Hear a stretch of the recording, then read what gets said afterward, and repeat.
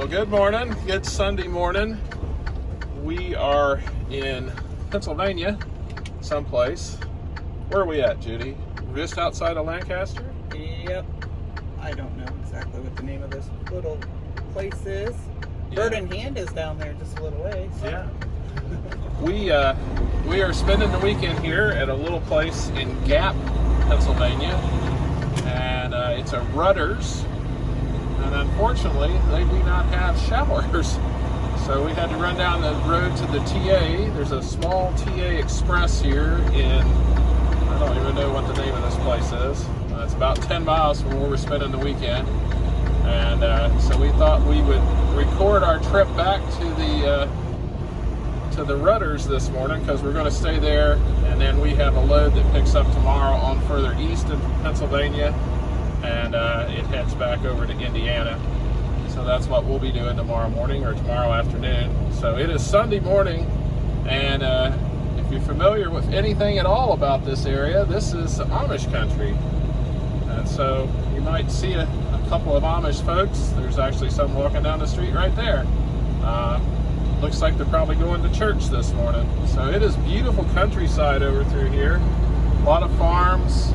I hope the video is okay, because it's just bouncing up and down here on the screen.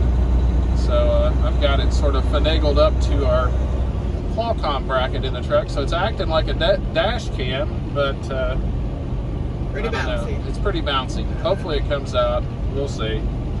So yeah, we thought we would do a video this morning, something we haven't done in a while.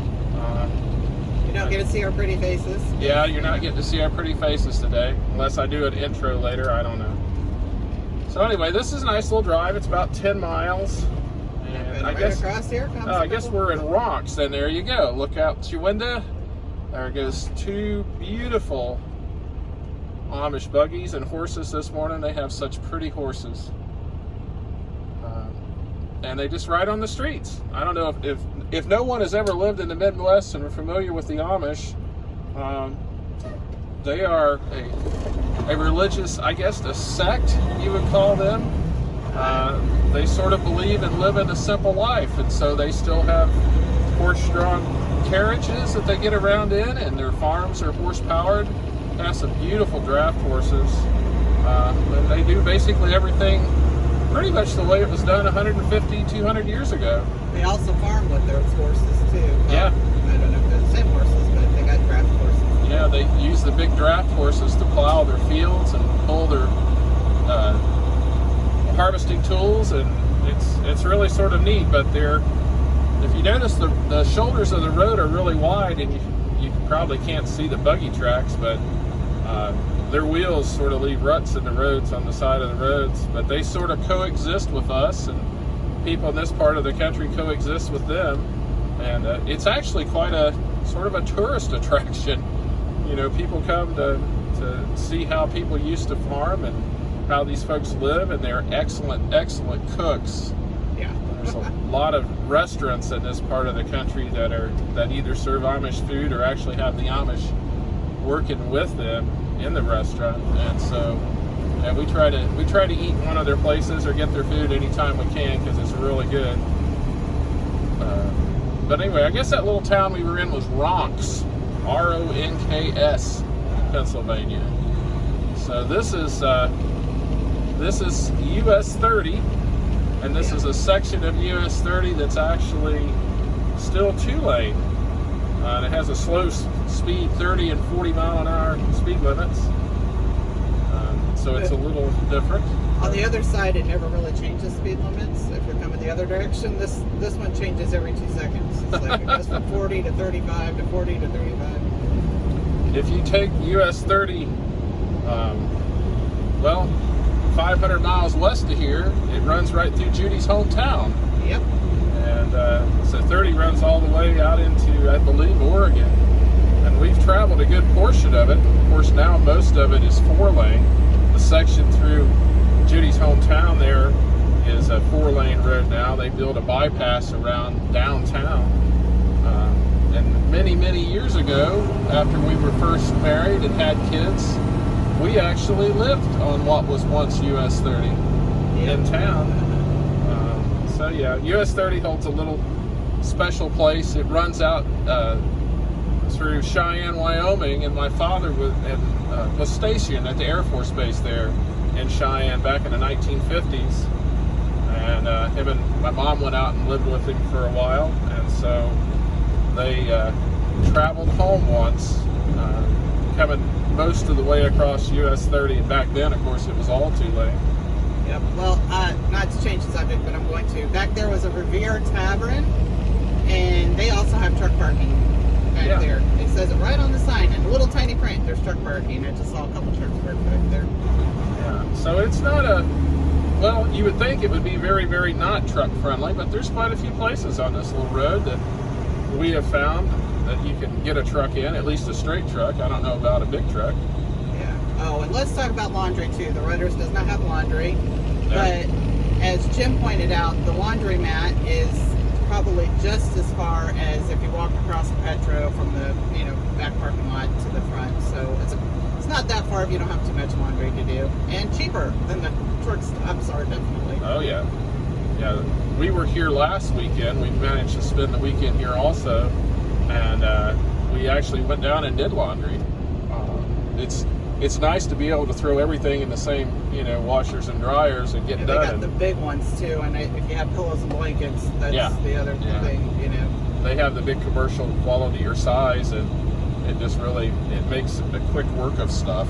Yeah, definitely. Yeah. So, as far as what we've been up to, we've been running freight, trying to stay busy. Of course, everything has slowed down. It is a lot of, I see people out on the Facebook groups and on some other things on the internet are talking about just how slow it is, and we've seen some of that also.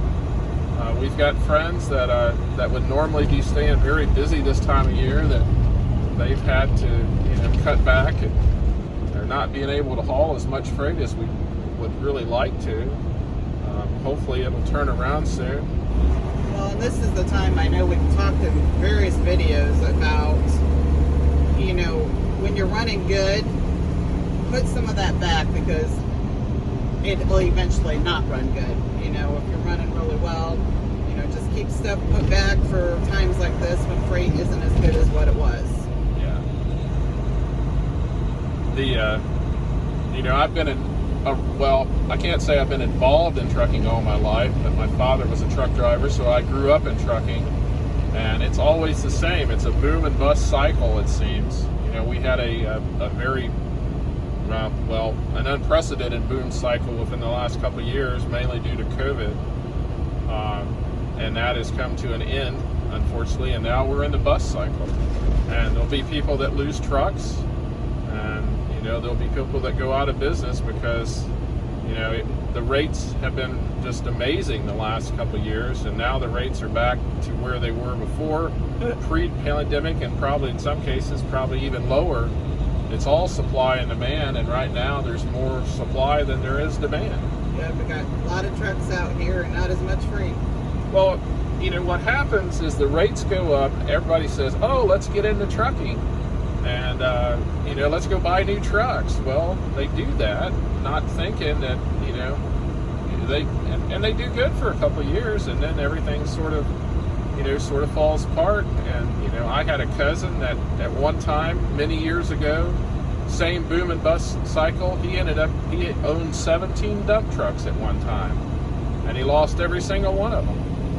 When his the business he had dried up. My dad told me a long time ago the first rule of trucking is there's always someone who will haul the freight cheaper than you can. I think you've said that a few times on this video. Well, it's still the first rule. And the second rule is rule number 1. So it's true. And right now, we're seeing references of people that are, with our former carrier. We still stay in touch with some of those folks. They're set up a little different than our current carrier. With the former carrier, there was only one dispatch. There's only one central dispatch, only one place you get your loads. And there are people that are taking loads off their load board for just ridiculously cheap prices. I saw a post the other day, someone was talking about there was a load that came out and she actually called about it, hoping that maybe she would be able to get a higher price. And she said, no, there's 4 people already accepted the load, and they accepted it for what it came out, and it was like some crazy low price, like $1.54 a mile, and that was just on the run. That's not including your deadhead. So I mean, you can't. You can take that kind of freight and you make a little bit of money, but you're going to go broke if you keep doing that, especially with fuel prices as they've been up. Well, and a lot of people tend to take freight during these times because they know there's not that much freight, so they'll turn and go to the cheaper freight, which then in turn it makes it hard to afford to keep up trucks and, you know, pay for that kind of stuff. But again, you know, it's not a good time, but if you own a fleet, own a truck, or you're looking to own a truck, just, you know, business wise, know that these slow periods are coming. Yep. Whoops. Well, there was They have that small little lane in the middle. Pennsylvania State Police is on the way somewhere. He just came out of nowhere. I'm not for sure exactly where he came. I didn't see him. Well, I got a whole line of cars behind me that don't like the 35 mile an hour speed limit. Right. Yeah, because Judy's actually doing the 35 mile an hour speed limit, and everybody else wants to do 45.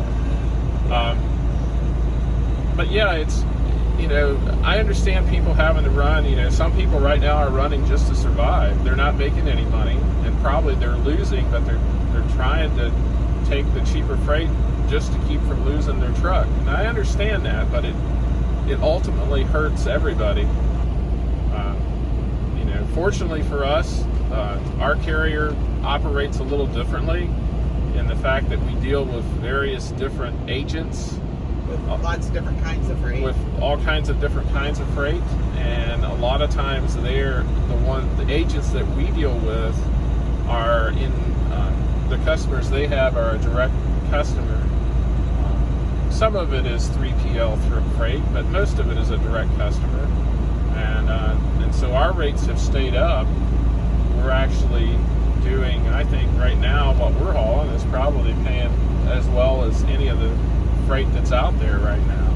But we're fortunate that, you know, we've been here almost going on 3 years, so we've been able to develop those close relationships with our agents that we haul for, and they know that we're reliable. Appreciate all of them, every one of them. Yes, yes. But they know that we're reliable and we get the freight from point A to point B without any hassle.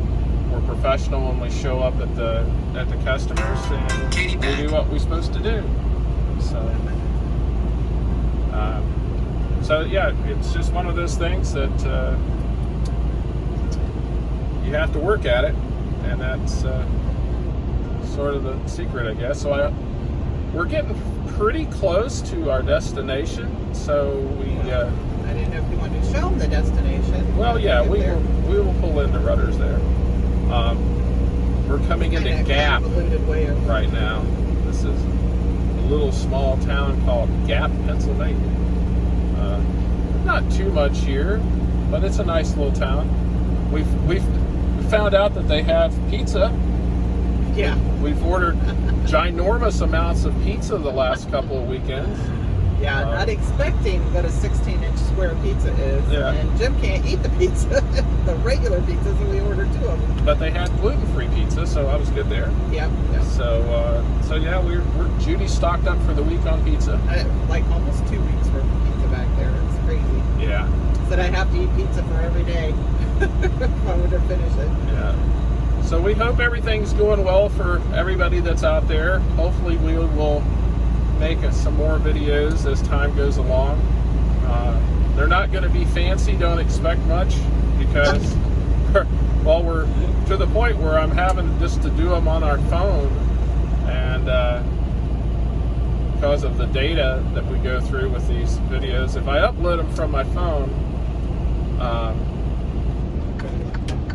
yeah, if we upload them from my phone, it doesn't use as much data. Don't turn left here, you go to to the driveway down there. So there's Rudders. I don't know if you can see it on the left-hand side there. So that's where we're going to call home for the evening. Someone has our parking spot out there then.